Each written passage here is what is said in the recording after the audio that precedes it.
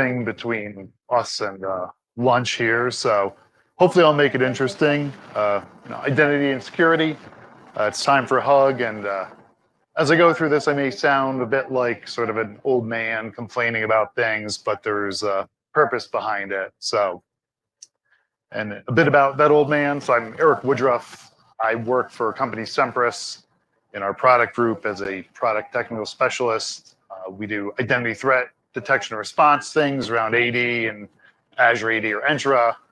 That's not why I'm here, though. This is really observation from having been in the industry for a couple plus decades, working in the identity space, security space, whatnot.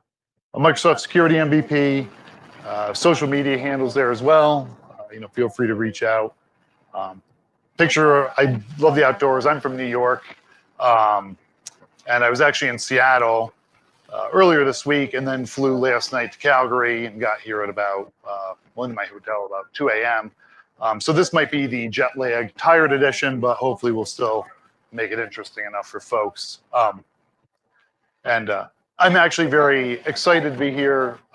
Living in northern parts of New York, I've always secretly wanted to be Canadian. Grew up on hockey. Since my dad passed, I haven't really followed it that much. But I'm also a Rangers fan, which there's probably not much there to follow these days. So, all right. So as we get into things, we have a question here. Where does identity sit in your organization? And I'm not going to do hands here, right? But if we look at a lot of orgs out there and trying to understand where identity, the ownership of it, from the technology, from the processes, procedures, the people, all that, right? So where does it sit? Is it in security, right? So has the organization security, however that may look, right, sort of already embraced Active Directory, Okta, right, AWS identity, whatever your organization owns, right? Or is it an infrastructure, right, which is where historically it's kind of evolved from, right? Windows Server, if you go way back, NetWare, right, eDirectory, all these things, which would typically be the people that owned all the servers, right, in the organization. Some orgs that we look at, right, it might be in client management, right? So your end user devices, the people that are doling out laptops, workstations, all that good stuff, phones. It's sometimes client management may own identity, or you may have split ownership. So I worked in public sector for 15 years, and we actually had a scenario where security was driving policy, and Active Directory was sort of co-owned and maintained, unfortunately, between client management and infrastructure groups. And it made for quite a mess from a policy and sort of infighting perspective. But in some organizations don't know, right? Or it might be someplace else, right? And hopefully by the end, we'll see why Airplane should be answering that. If it's not in security, right, that it should go there. So, lots of security conferences you go to, you may see identity is the new perimeter, identity is a new security perimeter. Right? Marketing loves this crap, but also it is the truth, right? And here's a bunch of news articles that I picked up, just a smattering, right, of how identity is a new perimeter. And it's the year 2023. Well, in 2013, so a decade ago here, right, we're asking, is identity the new perimeter? And 6 months earlier, we've already said identity is a new perimeter in 2012, right? So calling it the new perimeter, right? It's happy 11th birthday, identity is a new perimeter, right? It isn't the new perimeter, and we need to stop treating it like it's the new perimeter. It is the perimeter, right? And when we say perimeter, right, sort of what are we talking about here? And again, in our picture, we have our walled garden, right, which would be our firewalls. And we go back a decade plus, and historically, you'd have your DMZ and then your, internal networks, and sometimes in those you'd have other firewalls, surrounding things. When I was in PubSec, for example, our security folks wanted to put a firewall around Active Directory. We're like, well, we have 20,000 devices and users that need to talk to it every day. And if anyone's familiar with how AD works, you need a smattering of ports. So we're like, it's kind of pointless to really protect it any more than where it already is, right? But we would have sort of these rings, right, of firewalls protecting everything, and then where you might have Exchange or a Bez server or something for BlackBerries, right? That were little holes into things. But generally, that walled garden was a thing that protected everything, right? So on my flight to Seattle, this isn't a picture from that, but here we've got, right, secret real-time PII data.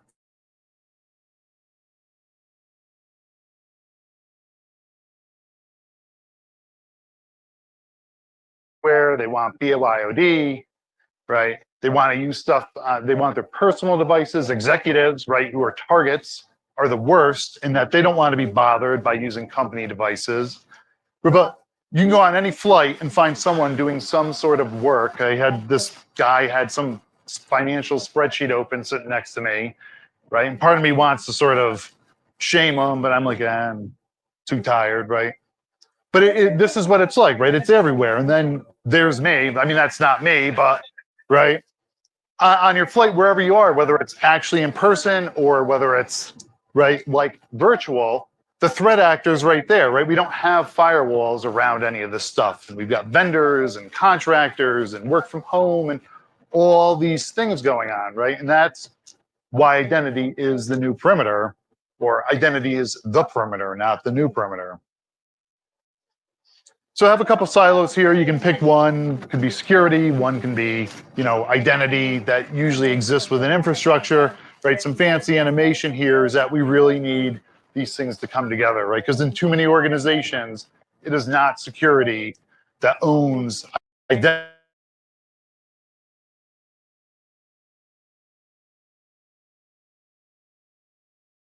Own the identity program and the identity architects and engineers and analysts and the whole identity team, right? It's not just setting the policy. Those people need to work within the InfoSec team, the cybersecurity team, whatever that may be at your organization. But I'm not just suggesting, right, that you force a bunch of people who don't like identity to do identity work, right? It's moving folks over there. And I'm biased because I'm an identity person, but when we talk about information security, right, and here's meme time, that when you add identity in, this is what it really looks like, right? Because if you think of all of our end users and all of us, right, like every day, everything that we access, everything that we do, right, identity is the only real security system that everyone has to interact with all the time, right? People authenticating, whether they know it or not. And sure, right, we have our mail systems, or maybe we even report phishing email and all that stuff. But right, authentication, authorization, these systems are the things that our end users have to interact with all the time. But if you just again look at pretty much any talk at conferences, big, small, keynotes, right? There's always some piece this morning where it's talking about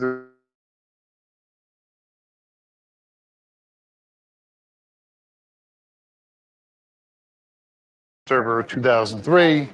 But I mean, generally speaking, it was kind of easy stuff.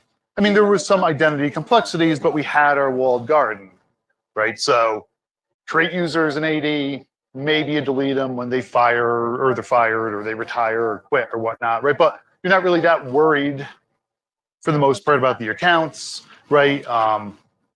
It was generally simple because you only had to worry about people logging into workstations, authorization, and access control was not really as complex as it is today, which is this is what it feels like to really work in identity. And we're going to break this down a bit. So here's Melissa, and Melissa is going to be our identity architect for these examples, right? And so when you're working in identity, there's all these things that you need to know. And not just like surface know, like know, if you want to be competent in, identity as a practitioner in whatever it is that your organization does. So if we look at a consumer identity example here, right? So I built these stories around actual, I was a consultant for a while and, some projects I was working on, and had this one that was rolling out a consumer customer identity and access management solution, and it was Azure AD B2C. And we had to learn secure DevOps, right? We had repos and we're version controlling things, and we have pipelines, and ultimately it's right. We have a dev, test, staging, production environment for identity. Now, the company was a heavy machinery company that likes the color yellow, and their name is 3 letters, right? And they have a global presence, right? So when you're talking about like millions of accounts for, customers and partners and vendors and all this stuff, right? It's not turning knobs and dials and things and just sort of hoping you don't mess stuff up. Then you get into regulations, and actually on this project found out that in certain countries, if you send an SMS text, even if it's for something like MFA, if the end user believes that it's spam, right, like a spam text, that your organization can actually get in trouble for this sort of stuff, right? So there's a lot of regulations when you're working in identity, and we're all global companies these days, or a lot of companies are, right, that you need to be aware of. Privacy, right? Again, so we'll talk about something like GDPR, right? It's going to be the identity person's problem to figure out if you get that GDPR request saying delete my, identity from your systems and I want to not exist, to sort of make that stuff happen, right? And again, if you do not adhere to GDPR regulations, your company is going to be in some hot water. And, interestingly, user experience. Now, as an identity person, I wouldn't say I actually enjoy understanding the user experience, but right, if you're in retail and you sell stuff, you have shopping carts online, right? And a big problem there is abandoned shopping carts because your authentication process sucks, right? Whether I can't set my password because your auth process sucks, or I can't, do self-service password reset because it sucks. Well, I'll just go look somewhere else to buy the same thing for the same price, right? And this is something that isn't really a, typical sort of security function, but right, businesses exist to make money, and we work for businesses to make money. But I don't think anyone, for the most part, works altruistically, right? And so if we have all those abandoned shopping carts, we make less money, we do less good, and we might have less jobs, right? And so that user experience is a real thing. And it's not just in the consumer, right? It's same with workforce identity. That's when you get into shadow IT problems where, right, people don't like how you handle authentication at work. Well, they'll just try to go around you. And so societal factors also comes into play here when we're talking about consumer identity systems, because, right, in some countries, people might perhaps not have access to a smartphone. So, I'm a huge proponent of passwordless, passkeys, and all that good stuff. But some countries, you don't have iPhones, right? People aren't spending $1,200 to get the latest smartphone. And you have to factor in, right, that you can't just throw the security hammer down and say, right, strongest, best all the time. You need to understand, right, who the users are that are trying to consume your systems. So we go maybe a little closer to home for some folks when we talk about workforce identity. So another project here is going to be rolling out an identity governance and administration solution, or IGA, right? And so these are the things that are supposed to really help automate, processes around identity. And again, it has a lot of security functions in it.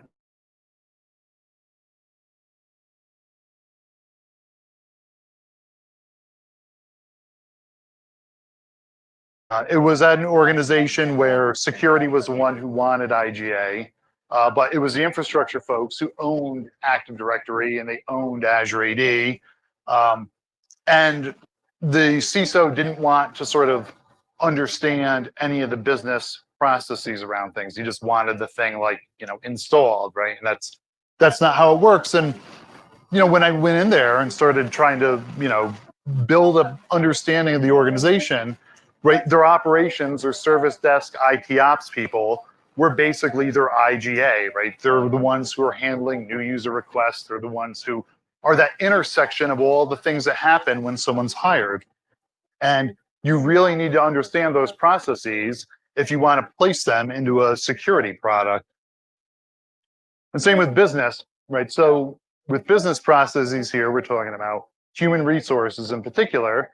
These days, again, modern identity, right? It's really your HR organization or HR team within your org that is a source of authority, right? Source of record for who actually should or shouldn't, have an account, because they know who really works for your company. And so these days you take your work days and things like that, your HCMSs, your HRMSs, And you actually want to pull all the data out of those to feed into your identity systems. But again, if you aren't friends with your HR people and they're very protective of you looking at their data, right, you're not going to have a good time implementing modern IGA solutions. Right, in device management, another thing that identity people need to work with closely, not just because we have contextual authentication, right, where devices have identities and systems these days. They've had identities for a long time because you've had computer accounts in Active Directory, right? But we're starting to do things with them now. But even again, these days we're shipping devices directly to users, and they're enrolling the devices themselves in cloud identity systems, and it's not white gloving. We're going to sign in as the user and get their device all set and hand it up to them when they walk into the office on that first day. And again, if there's not this relationship and understanding of device identities and how the device team handles this stuff, we're going to run into issues here. And a lot of this boils down to identity people needing to really understand change management. And I'm not just talking about change control boards or yes, you're allowed to do something. This is organizational change management.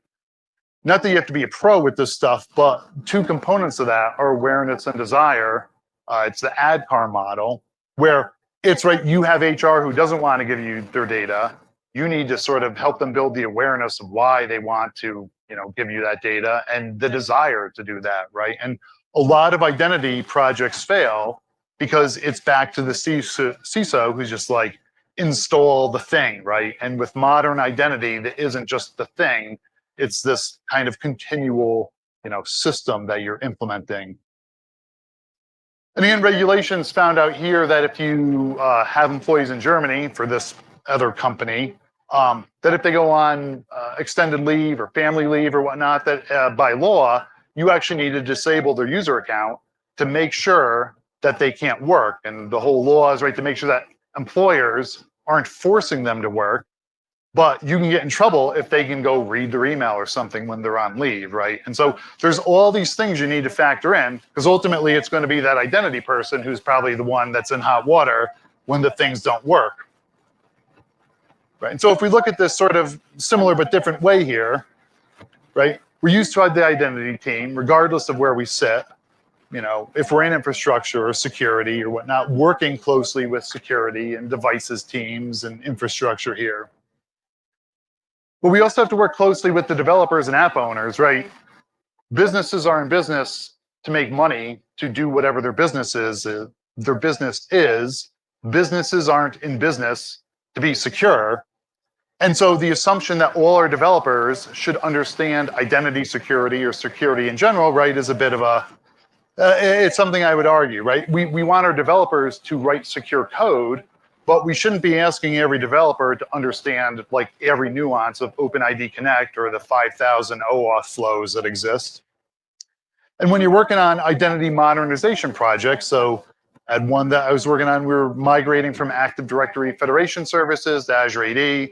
This organization had 600 apps that we're moving. That's 600 app owners that you have to talk to and coordinate, right? And again, they don't understand or really care why you're doing any of this stuff, right? It's disruptive to them. And it goes back to really needing to understand things like change control and organizational change management.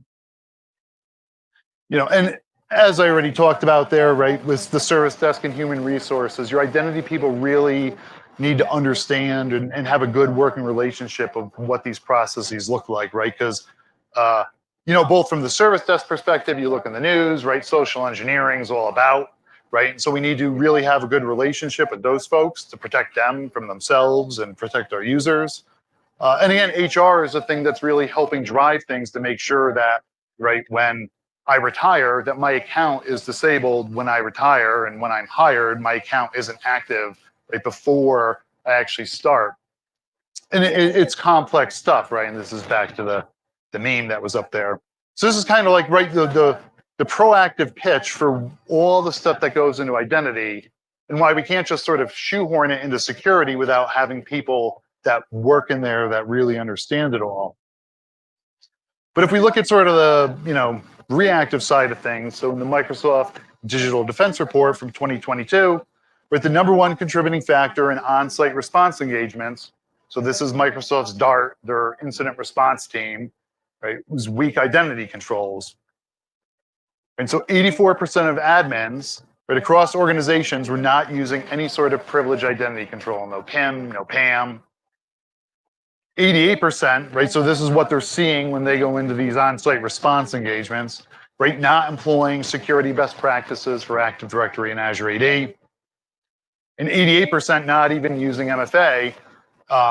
And I think it was around this spring that Microsoft had said that they have up to 30% of global administrators using MFA, which is a terrible number. I mean, right, that's like domain admin, but worse these days if you're in the cloud, if you get global admin.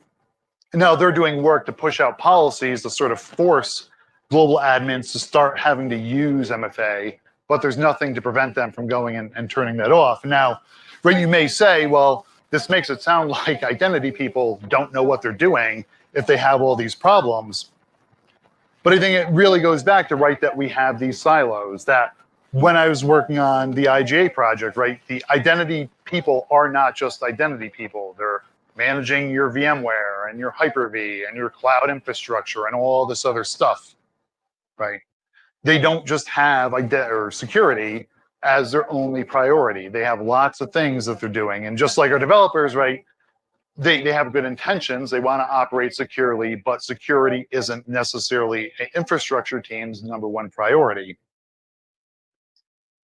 And, you know, I think partially this is where I'll sort of rant about the industry and exams and things, right, is that, you know, I see things like this, but from a blue team perspective, this is really how identity is treated. And it's on purpose that you can barely read it there. Right, so looking at some certifications and exams and things, right, that we want people to have out there to be cybersecurity professionals, right? So I took the Cloud Security Alliance CCSK last fall. This is awful. So this is from their identity and access management domain, and they're actually talking about using OpenID.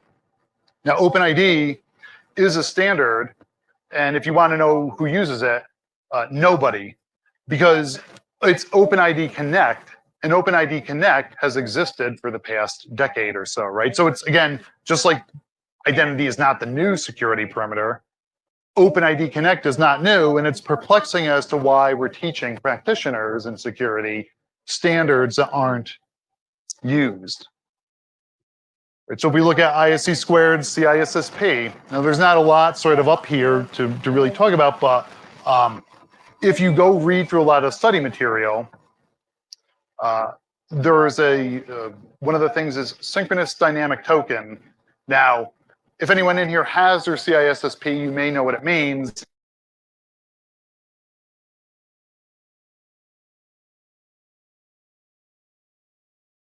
About if I said TOTP or OTP or one-time passcode, right? So as I read through a lot of the material for this, it effectively feels like security people went and took a bunch of identity systems and made up their own language, right, about how these things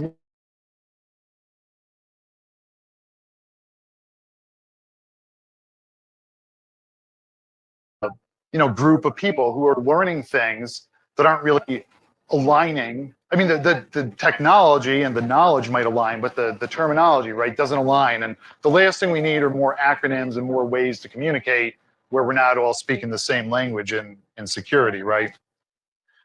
And then the partner here, right, our CCSP for cloud security. Well, identity is only a section of domain 4, and we have, federated identity, identity providers, SSO, MFA, CASB, right, or cloud access security broker, secret management, under cloud application security. Right, so this exam is 150 questions, and each domain is 17% average weight. So there's about 25 questions, 25 and a half on cloud application security. So if you then break that down, out of 150 questions for CCSP, right, there's going to be probably about 3.5 questions on identity.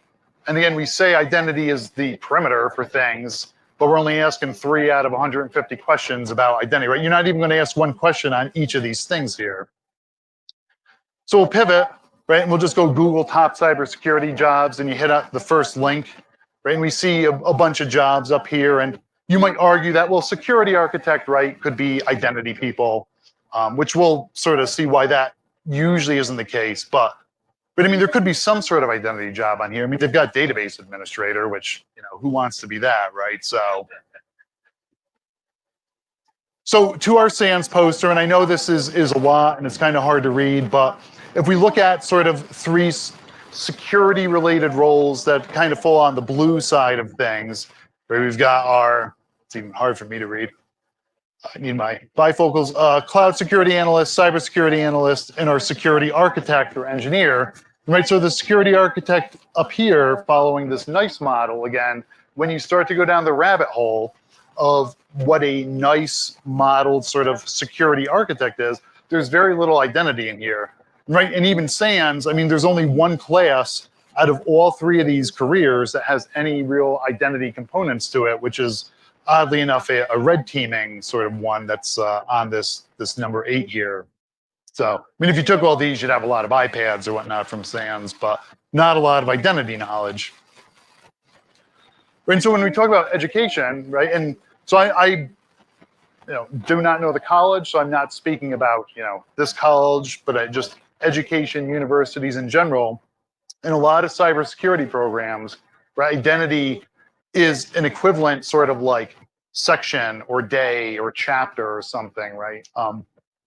In this group ID Pro that I'm a member of, this guy Lance, who's a adjunct professor in North Carolina, he actually built a identity class for a cybersecurity degree that they have. And he's trying to get more traction in other universities, right, to offer this thing. And again, we're not saying everyone has to like or want to do identity, right? But in the realm of if you don't know what you don't know, right, if we don't really offer identity from a blue perspective, right, to folks, like how are we going to know, or how are we going to let people have that opportunity? There's a bunch of cool red team things all the time, right? People poking at identity and, right, you can come to any sort of conference and see all this sort of, I've hacked into this thing, I've stolen tokens, I've phished people, right? And it all relates to authentication or authorization. But where are the people that have the knowledge to defend against this stuff, right? How are we building them up? It usually in most orgs falls back to your infrastructure folks.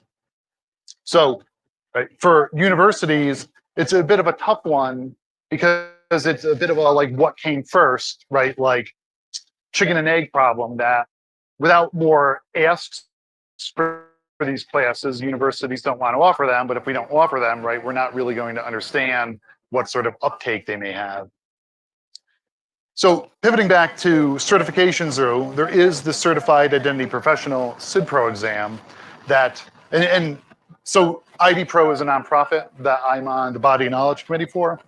So I'll pitch, right, that effectively we're trying to be like the, ISC squared of identity, both as a professional organization for practitioners, but also having an industry certification. But we're still in this spot where, right, organizations, you go to like a job listings, everyone wants CISSP, sort of regardless of what the role is, right? But you don't really see this yet for identity roles, and we're trying to sort of change that. But this is 150 questions, so it's similar to the CCSP from a number of questions.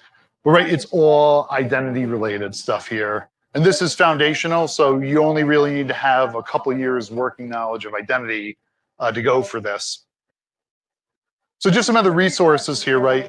Again, ID Pro, there is not only the certification,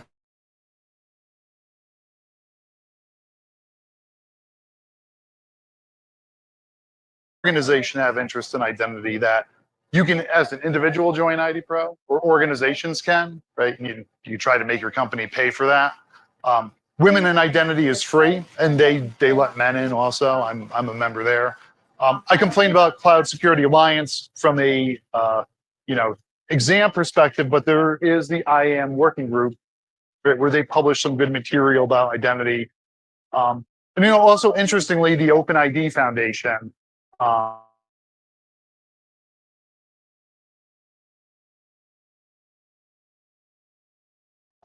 And work on things like OpenID Connect.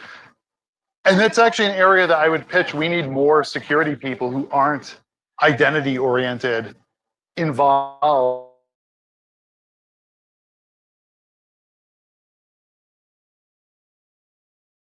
I think sometimes that standards writers, they kind of are in this little like corner, big braining all this stuff, and they put it out to the world, right? And it hasn't really been looked at from different angles, right?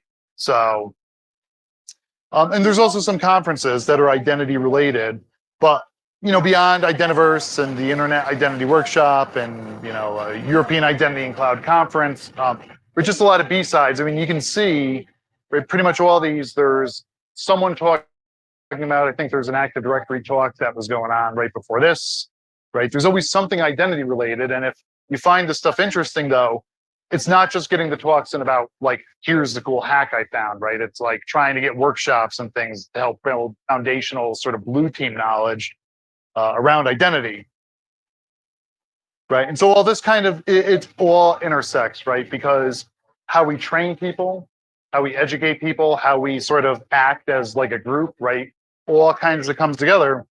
But the intention to, what I was saying earlier is really want folks to ultimately be able to answer, right? That identity sits in security, but it's not just policy, right? It's the ownership, and that security team has the identity folks working under it, right? And as much as I seem to rant here, right, it's ultimately because identity isn't going anywhere, cloud isn't going anywhere, right? And we really just need to sort of all, work together to solve a lot of these identity challenges, because these days it's certainly stacked up against us. And if you go look out at job listings, right? I mean, we talk about the flushness of cybersecurity jobs.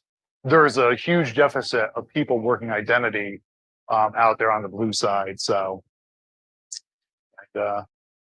it's a bit short there, but we can go to lunch early. But since we have a few minutes, if anyone has any questions.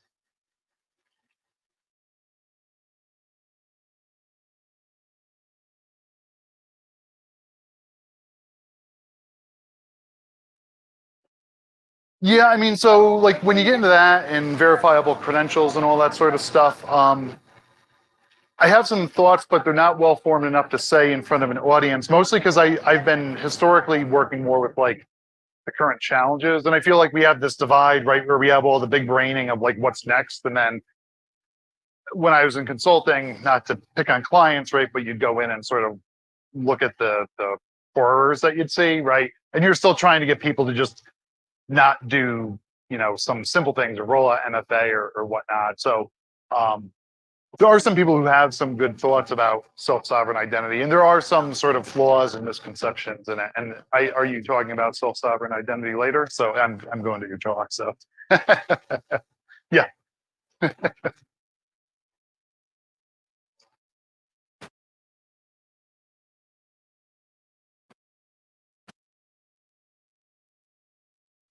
I mean, honestly, would be organizations even that have people that understand Active Directory well, not understanding the criticality of global admin, and without diving into the myriad of ways that it's easy to pivot from cloud to on-prem if you're like hybrid infrastructure or hybrid identity. Either their global admin is also their daily driver user, right? So whatever they're logged on to their device with, it also just has standing GA privileges.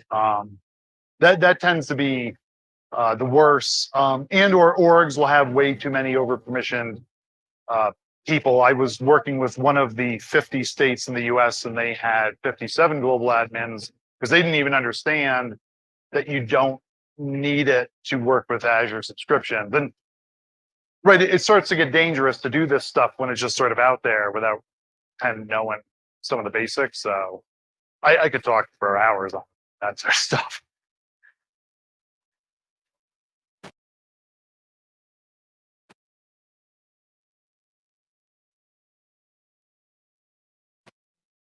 Yep. So I mean, there's different things. So and actually, I feel like my company would love you because we make tools that do some of that sort of stuff. But so there's ITDR solutions that look more for like misconfigurations around identity systems, like your Oktas.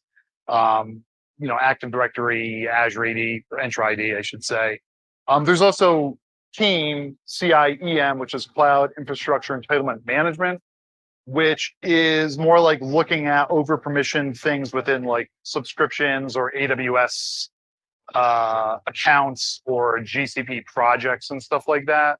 And a lot of these systems all kind of overlap, and identity governance solutions also will attempt to, a lot of them, sort of analyze permissions as well. Right, in identity, we have our own problem because everyone's trying to solve things from like 50 different directions, and we all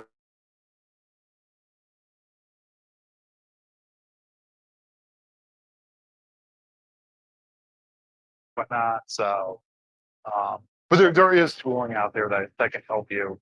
So,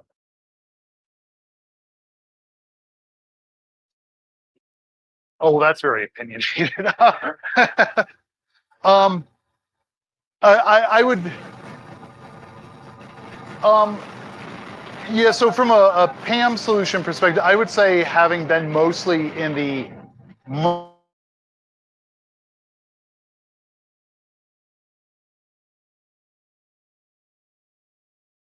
would be less need for something like a CyberArk if you're using like PAW and you have sort of this horizontal band between your tiers.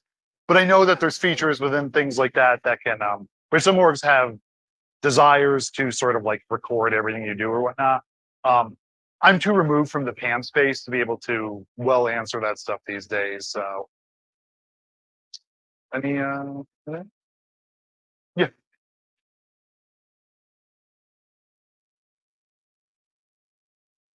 Yeah, I mean, you do and you don't. So I think the thing is that there's so much, if you sort of go buzzwordy here, tech debt with Active Directory. And I'll say that there's been some articles coming out the past couple of years that are like, right, we're moving out of the cloud, we're going back to on-prem, but a lot of that stuff revolves around like infrastructure, like compute and all that. Right, your Salesforces, your ServiceNows, your Workdays, all these SaaS things, like they're not going away. No one's going to be installing Salesforce on-prem, and they're not going to offer that. And interestingly, an article that was written by one company about moving off the cloud actually makes a SaaS-based email service. So that goes into that. I think that identity is here to stay in the cloud, and I think orgs need to move off of Active Directory, but there's a lot of challenges, right? And like when you talk about like industrial solutions and stuff like that, right? It doesn't make sense to put identity out in the cloud if you're still running a bunch of operational things on-prem.